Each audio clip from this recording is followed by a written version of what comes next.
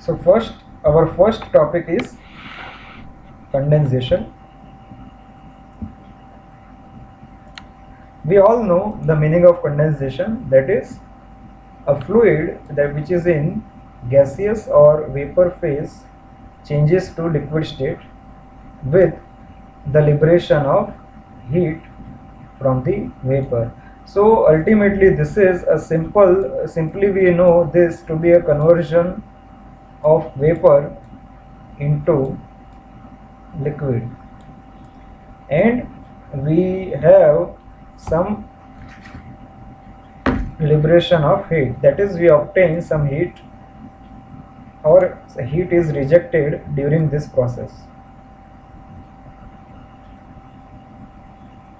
Okay,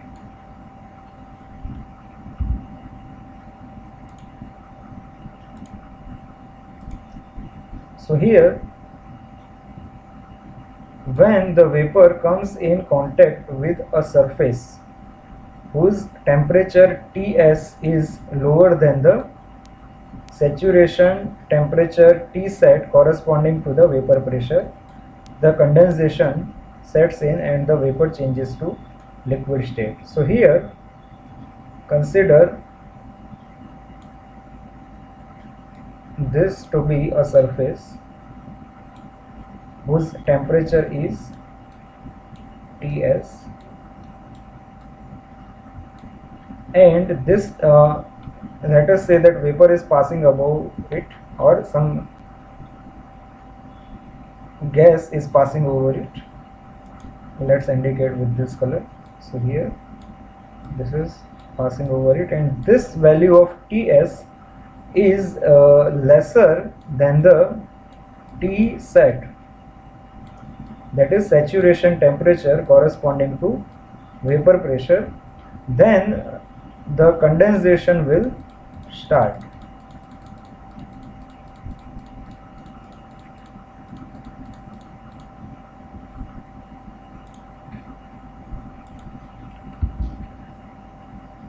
Now the condensation of vapor liberates latent heat, obviously, because the phase change has a rejection of latent heat in case of condensation. So there is a heat flow to the surface, and the liquid condensate may be subcooled by contact with the cooled surface, and that may eventually result in more vapor to condensate on the exposed area. So what they are trying to say again, that here the liquid condensate, that is the condensate which has already been in form of liquid, may get further subcooled, that is lowering its temperature by contact with the cooled surface.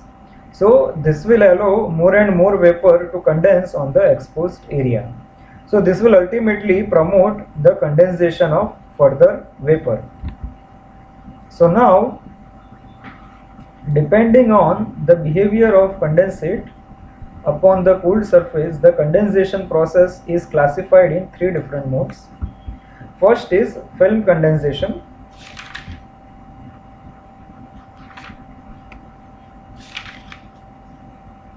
Here there is a correction.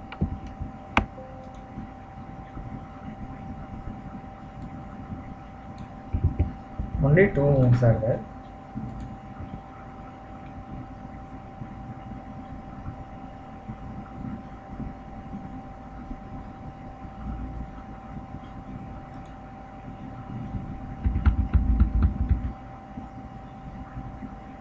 So first is film condensation. So let me first erase my the previous work.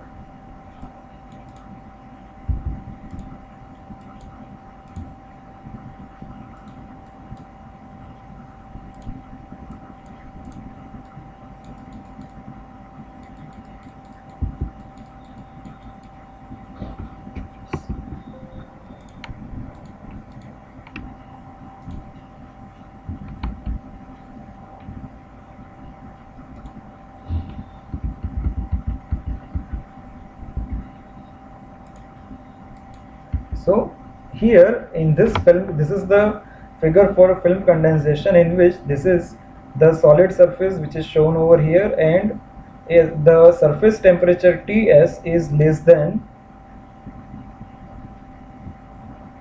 the saturation temperature, and here the vapor temperature is more than the saturation temperature.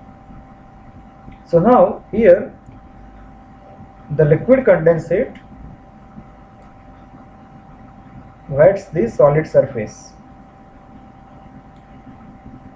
The liquid condensate wets the solid surface because of the particles will be in contact with this surface, so it will get wet. So now it spreads out and forms a continuous film over the entire surface, and that can be visible with these arrows. So here it is creating a continuous film. Now here the liquid flows down over the cooling surface because of gravity. That can be easily seen in the figure, that the liquid flows down the cooling surface under the action of gravity, and the layer continuously grows. The film layer continuously grows in thickness because of newly condensed vapor. So because of gravity, the condensate keeps on moving down, and in the empty space again the new vapor will get condensed. So this layer will keep on growing, and the continuous film offers a thermal resistance and restricts further transfer of heat between vapor and surface. So here a continuous film that is created over this surface, let us say this is the film which is created by condensation of vapor. So this will be a liquid film which is created. Now this film will create some form of resistance for heat transfer between the vapor and this solid surface. So this will restrict further transfer of heat between vapor and surface. So this is about film condensation. And film condensation usually occurs when a vapor is relatively free from impurities. So the vapor is pure and is allowed to condense on a clean surface. So these are two conditions, that the surface has to be clean and the vapor should not have any form of impurities inside it. Now this is the second category of condensation, which is known as drop-wise condensation. So here the liquid condensate collects in droplets. So here you can see there is no continuous film, but they are in droplets and does not wet the solid cooling surface. And here, as you can see, no uniformity is observed. The droplets are scattered and they don't create any kind of film. The droplets are developed in cracks and in pits on the surface. They grow in size, breaks away from the surface, knock off other droplets, and eventually run off the surface without forming a film. So here this is the entire one form of cycle which is happening, that the droplets develop in cracks and pits on the surface, they grow in size, breaks away from the surface and knock off other droplets, and eventually they run off the surface without forming a film. So here, because of that they are not continuously attached to the surface, a part of condensation surface is directly exposed to the vapor without any insulating film of condensate liquid. So in previous case there was an insulating film of liquid between the vapor and solid surface, which is not present over here. So because of that there is no film barrier to heat flow, and higher heat transfer rates are experienced. So in previous case there was a thermal resistance due to that film, and here that is not present, so heat transfer rate is higher in dropwise condensation. And this kind of condensation is observed on highly polished surfaces or surfaces with impurities. And you can see this is completely a reverse statement from this.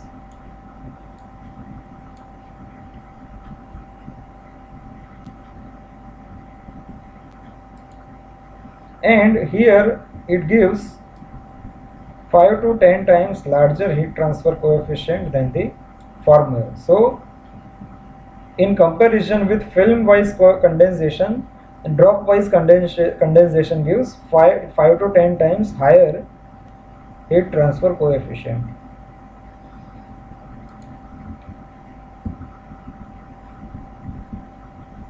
Because of this benefit of higher heat transfer rate, the drop-wise condensation is provoked forcefully by using surface coating called as promoter. So we are trying to promote the drop-wise condensation in order to get higher heat transfer rate, and these promoters will inhibit the wetting process. On other hand, if we see the film-wise condensation, then it is observed in the industrial applications and is usually planned for condenser design calculations.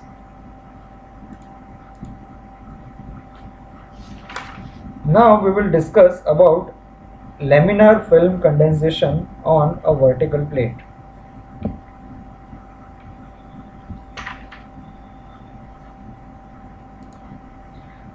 So these are the two figures that we need to see.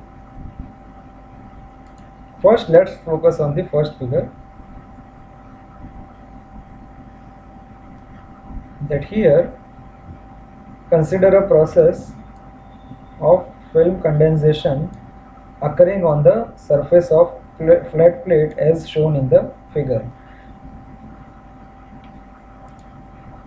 Here you might remember the hydrodynamic boundary layer in which the entire figure was kept horizontal, and instead of that it is adjusted into vertical direction.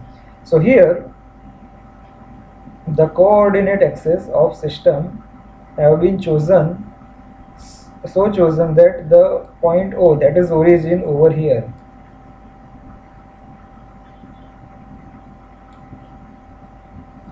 point O is at the upper end of the plate, and the x-axis is lying along the vertical surface. So you can see that this direction is x and this direction is y, and the y-axis is perpendicular to it, which is evident from the figure. The thickness of the liquid film, which is 0 at the upper end, that is over here, on this location it is 0 at the upper end of the pipe, and it gradually increases as further condensation occurs and occurs at the liquid vapor interface and attains its maximum value at the lower end of the plate. So here you can see the thing which is being discussed over here, that is the growth of this film is 0 at this point and it keeps on increasing.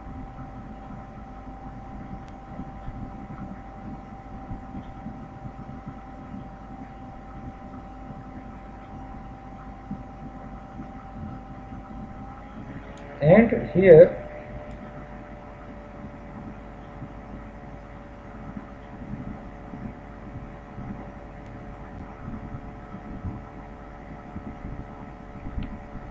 it attains the maximum value towards the lower end of the plate.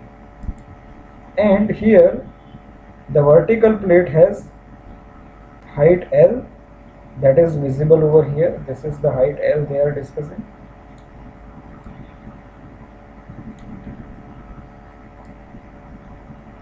Width B, and delta denotes the width B is not visible in this figure because it will be perpendicular to the plane of viewing, and the thickness of the film denotes delta at the distance x from the origin.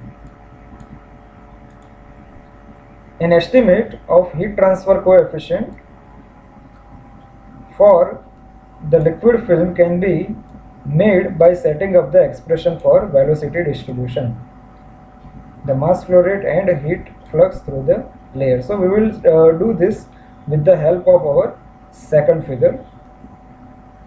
So here if we focus, so what we have done here, that we have taken an elementary area which is having dimensions dx and dy, and it is at the distance of y. So here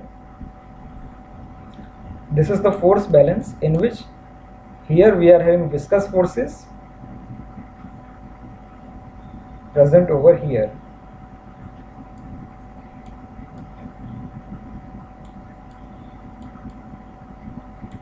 and this will be our gravitational force. Here we are having mass and heat balance, that here from the top it is m, and here m plus dm, and here we are having dq as hfg dm because of the condensation. So we are having latent heat of condensation hfg, and here we are having convective heat transfer like this. And for this delta thickness, it is also based on the Fourier's law. So we will see this again while our derivation. The analysis is based on few assumptions. First is, the liquid film is in good thermal contact with the cooling surface, and therefore the temperature at inside film is the temperature at the inside of the film is taken equal to the surface temperature, and further the temperature at the outer surface of the film, that is at the interface of liquid and vapor, is equal to the saturation temperature at the prevailing pressure.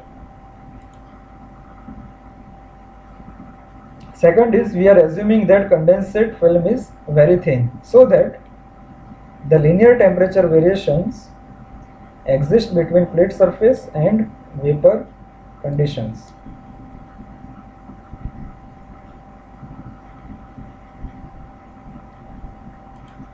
Next is, the physical parameters like thermal conductivity, viscosity, density are independent of the temperature. Vapor density is small compared to the condensate, and this is the obvious fact that the density of gas will be lower than the density of liquid. So the same logic applies over here also. The vapor delivers only latent heat, so purely condensation is happening, and that the heat flow occurs across the plate is only by conduction. Next is, an element of fluid mass within the film is influenced only by viscous, shear and gravitational forces that were present in our figure also, that here only viscous and gravitational forces are present in this figure. You can pause this video and you should draw all these figures, that will be helpful in our derivation part.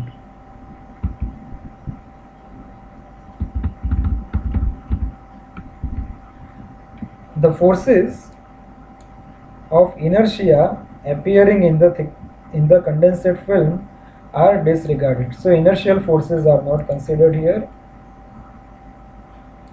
There is no velocity gradient at the liquid vapor interface, and obviously the viscous shear at the physical interface is negligible. The next is the condensing vapor is entirely clean and free from gases. So this will prevent the dropwise condensation, and it is free from gases, air and non-condensing impurities. Drainage of condensate film along the vertical surface is by the action of gravity and through a laminar motion. So here, if you see in this figure, the drainage of this liquid will be only due to gravity, and it will be a laminar flow.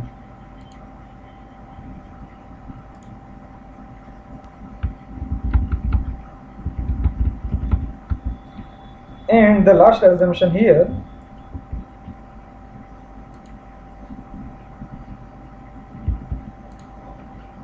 is that the radiation, there are few things which will be negligibly small, that is the radiation between the vapor and the liquid film, the horizontal component of velocity at any point in the liquid film, and the curvature of film are considered to be negligibly small.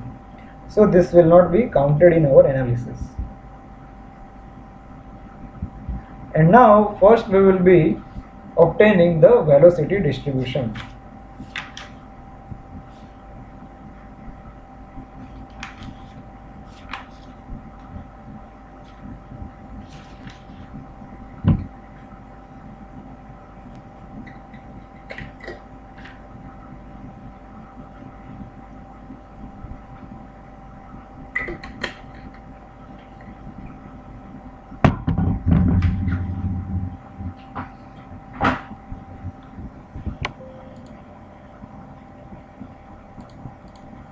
Let me see if we can copy this.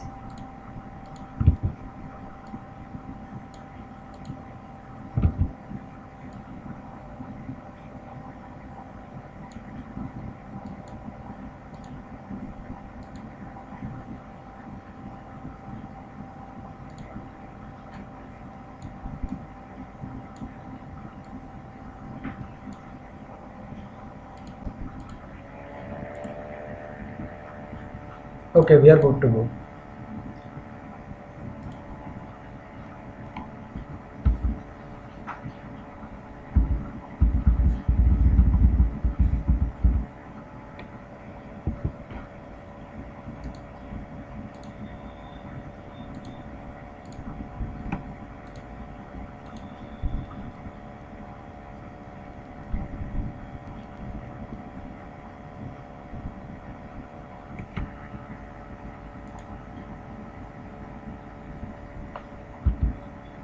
So our first point is velocity distribution.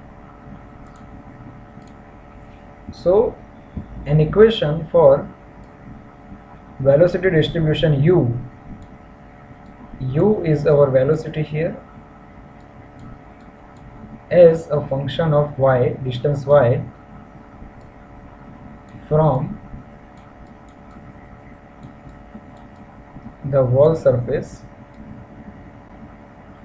is obtained by considering the equilibrium between gravity and viscous forces on an elemental volume b into dx into dy. So here this distance is dx,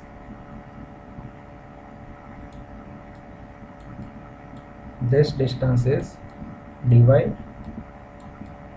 and the value of b, which is not visible in this viewing plane because it will be perpendicular to it. So here the elementary volume will be dv is equal to b, which is width, into the elementary area dx into dy. So gravitational forces is given by this, because W is equal to, if we see our standard notation, m into g, and instead of m here we have written rho v g. So now the viscous shearing stress on the element face y at y is given by this formula. This is our standard mu into du by dy, and the change in shearing stress. The change in shearing stress in distance dy is given by this, that is d by dy into this here. So we are getting this formula finally. So this is the change which is happening. So if you see here, this is our shear force, which is tau into A, and here it is the modified value of tau y plus dy into A.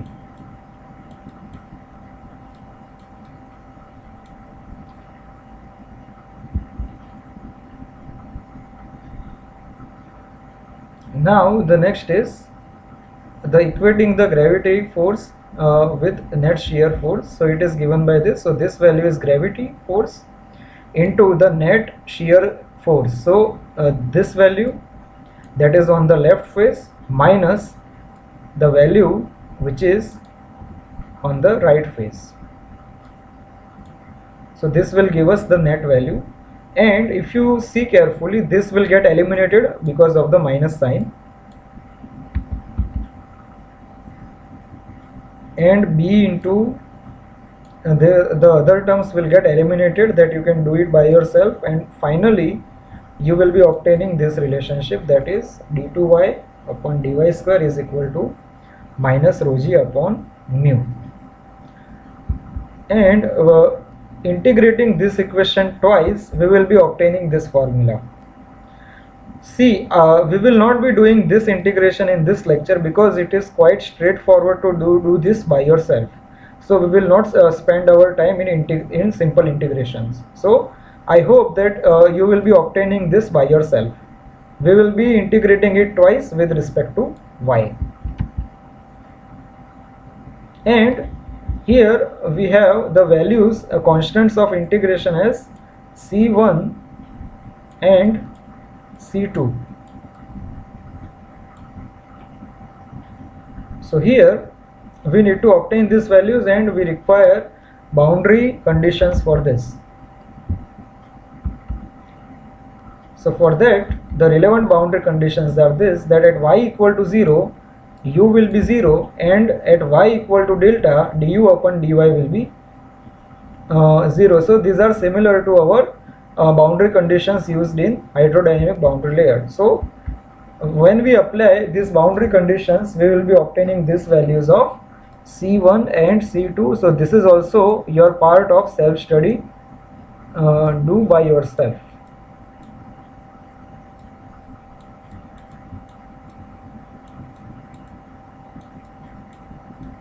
And it is quite easy to do because we have done similar kind of stuff in this subject many times.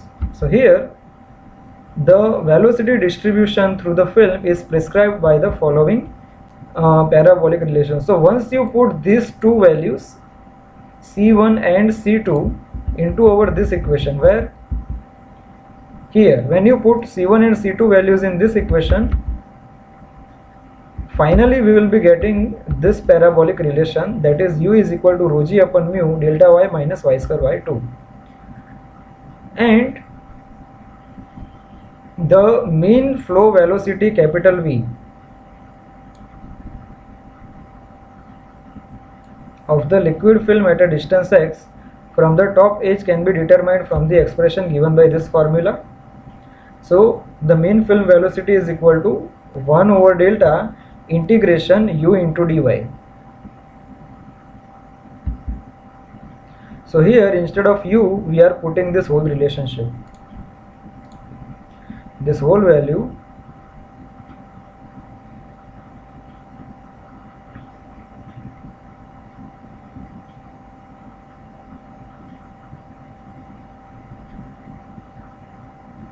is being put over here, and once we integrate this, we will be obtaining this relationship for mean flow velocity, that is shown over here.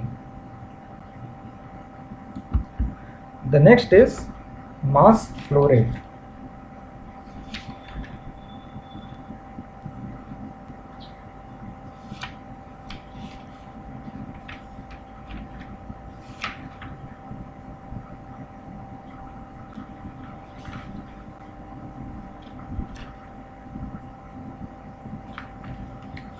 So for mass flow rate, the downward flow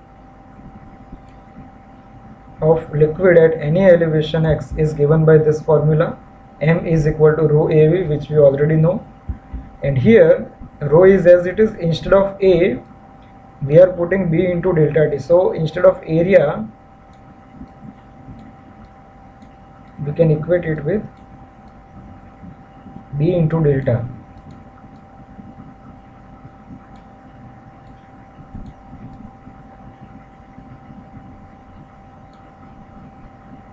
And instead of V, we are utilizing this relationship. So finally we are getting mass as this.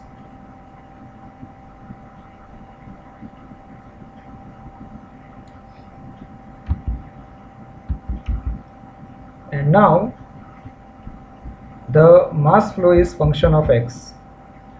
As we can see that mass will be function of x. This is so because the film's thickness delta is essentially dependent of x. So here if you see, we will revisit this part, that here m is proportional to delta square. So as delta is function of x, we can say that mass is also function of x, and the same statement is written over there also.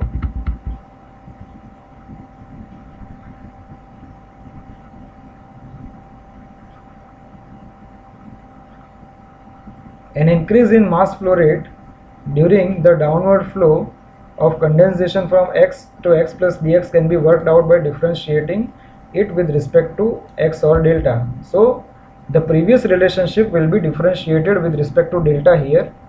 So we will get the increase of mass flow rate. So here after differentiation we will be getting this value. You can check it by yourself.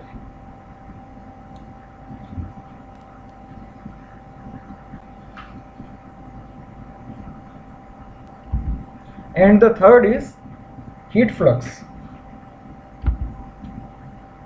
So the heat flow rate into the film dq equals to rate of energy release due to condensation at the surface.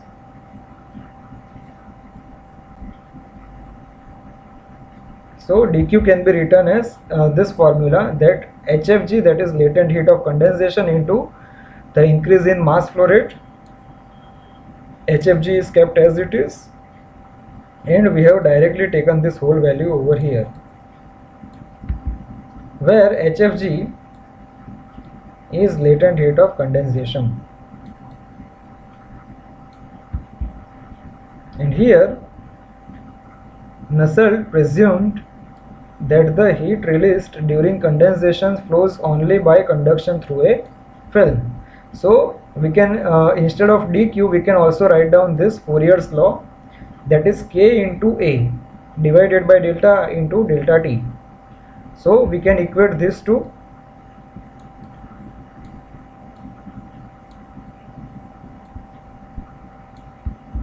and here finally we are getting this value, and we can eliminate few terms and rearrange them. So we will be getting this, that is delta cube into d delta is this whole term. So now what we will be doing here is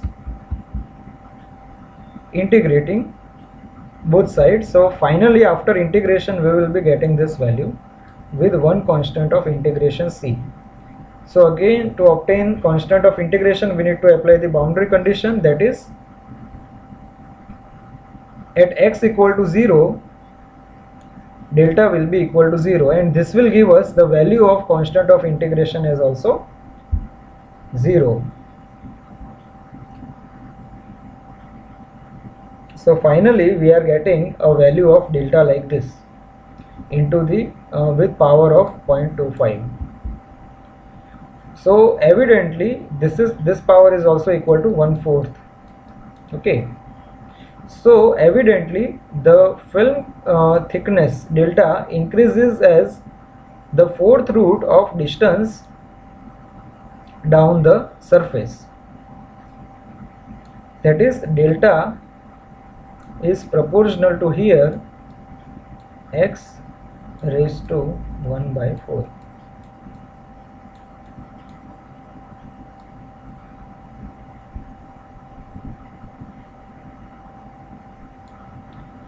The increase is rather rapid at the upper end of the vertical surface and slow thereafter. Now our fourth calculation is film heat transfer coefficient.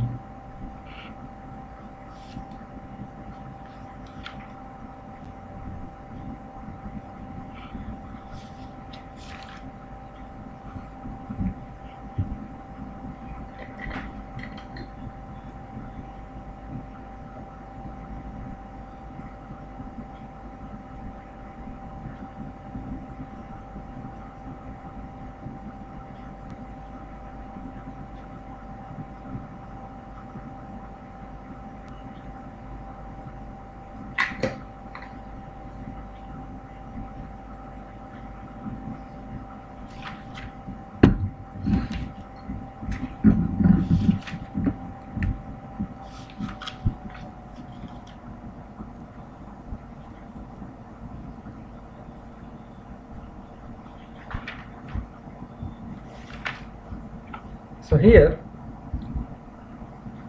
Nusselt presumed that the heat flow from the vapor to surface is by conduction through liquid film, that is Q is equal to this formula, Fourier's law, and the heat flow can also be expressed in this way, that is based on the Newton's law of cooling, HA delta T.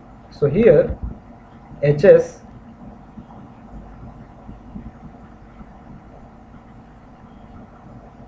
here, that is X, we can write down here,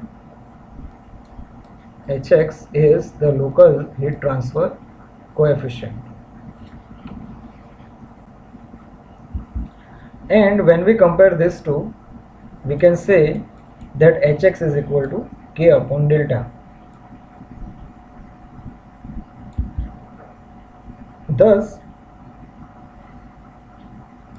at a definite point on the heat transfer surface, the film coefficient Hx is directly proportional to thermal conductivity K and inversely proportional to the thickness of the film. So Hx is proportional to K and Hx is inversely proportional to delta.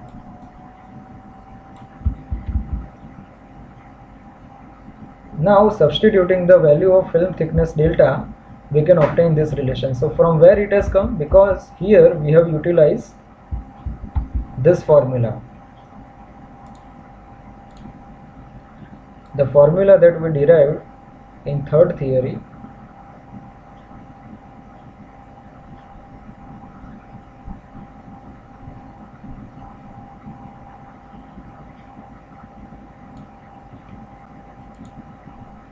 And so we are putting the entire value over here in this delta. So we will be getting the value of Hx. And now the local transfer coefficient at lower edge of the plate can be obtained as x equal to L. So instead of x, we can simply put L. The remaining things are as it is.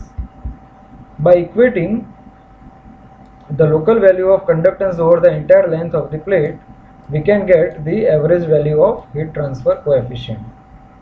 So here let's obtain that average value by integrating in this way, that h bar is equal to 1 over L integration 0 to 1 Hx dx.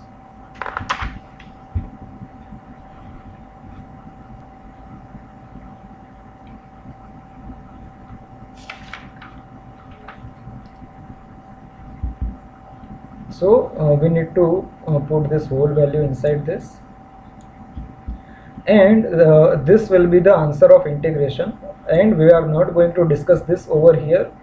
You should do this as a part of self-study because it is only mathematical formulation. Self-study part is this, the different integration of this formula. Okay, so this is the answer that you will obtain, and if you see the bracket is same as HL, so H bar is equal to 4 by 3 HL,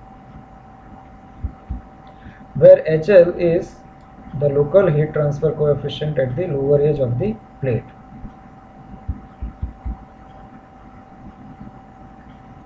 And we can also write down H bar as 4 by 3 K over delta because H was K by delta.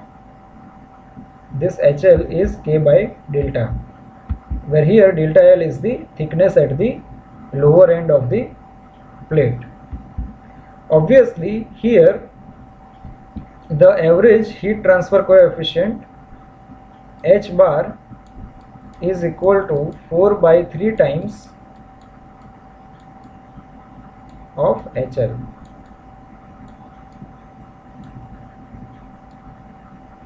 At the trailing edge of the plate. So we can rewrite this equation in this way for H bar, and the above equation is derived with the assumptions. That we 10 assumptions that we listed.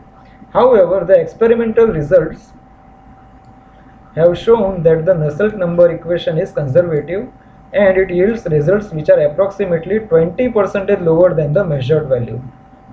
So McAdams has modified the above equation in this way, that is H bar is equal to, the factor has been changed here to from 0.943 to 1.13.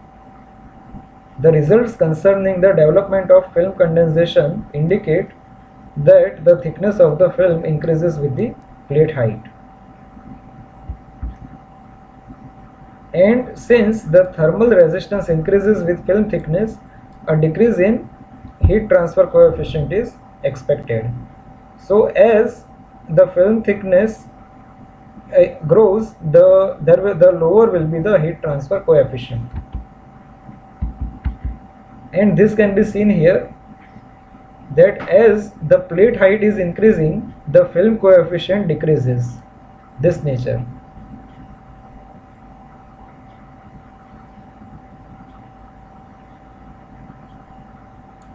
And here, regarding the film thickness, as the plate height is increasing, the film thickness is also increasing.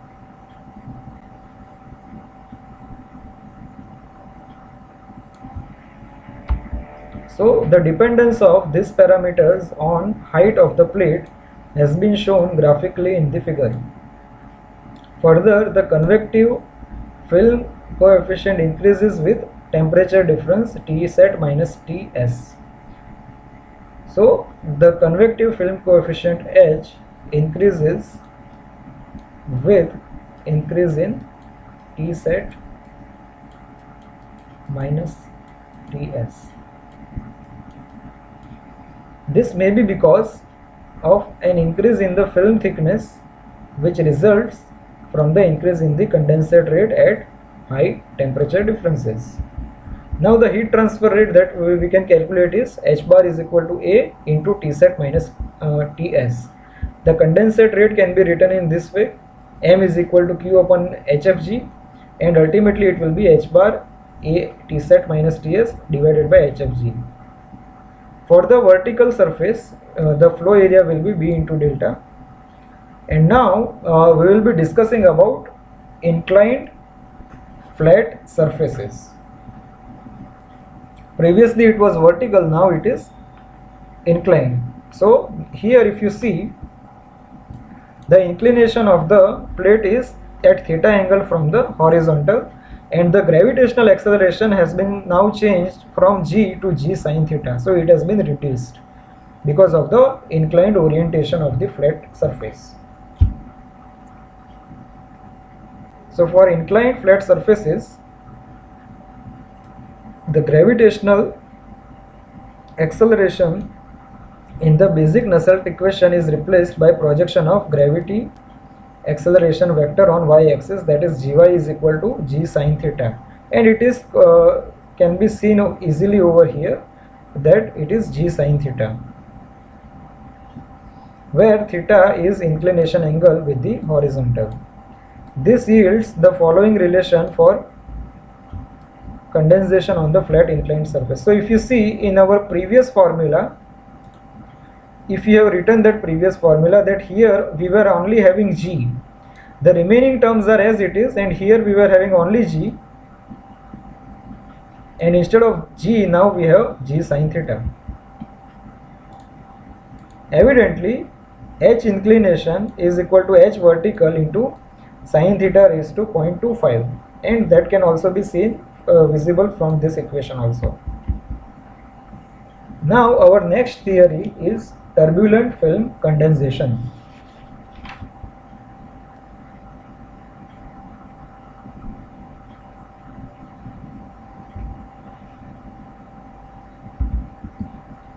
So here previously we were having laminar film condensation, and this topic is turbulent film condensation.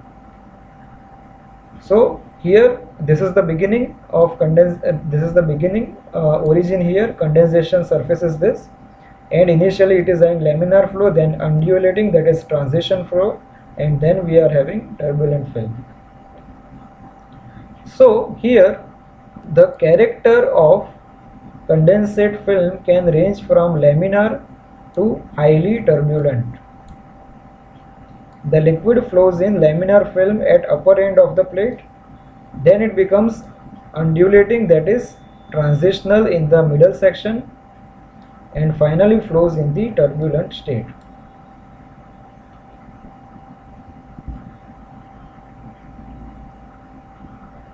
Now